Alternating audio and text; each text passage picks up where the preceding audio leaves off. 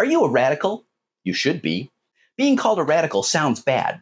Most people probably don't want someone calling them a radical because it makes a person sound unhinged, dangerous. About a year ago, I made a post defining radicalism. I pointed out that we get the word from Latin, radicalis.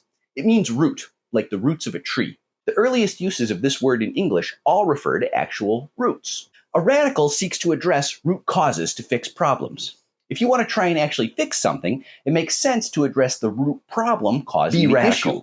If you treat the symptom but not the disease, you're never going to cure the disease. Radicalism is a rational response to injustice. Today, this word is being used as a cudgel against pro-Palestinian protesters on college campuses. The mayor of New York has been fretting publicly about young people being radicalized. The establishment is losing sleep because an entire generation of young people risks becoming radicalized. And what radical positions are they taking? Today's radical position is that the genocide in Gaza must end.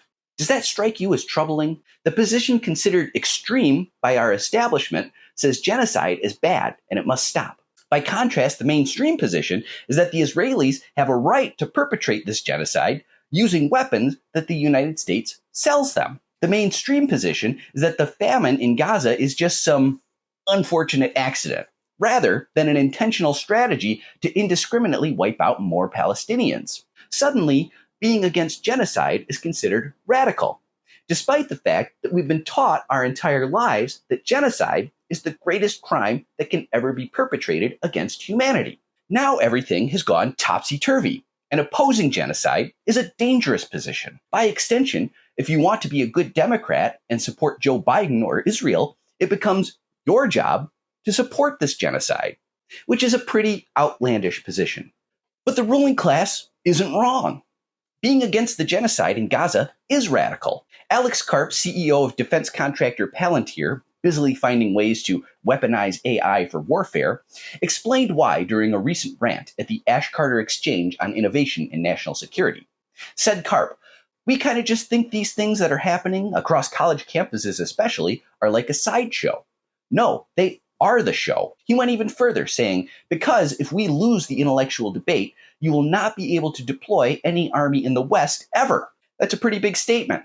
Notice how the members of the establishment are pissing their pants right now. The protests are working. This is why they want TikTok to go. The ruling class is losing their ability to control the narrative.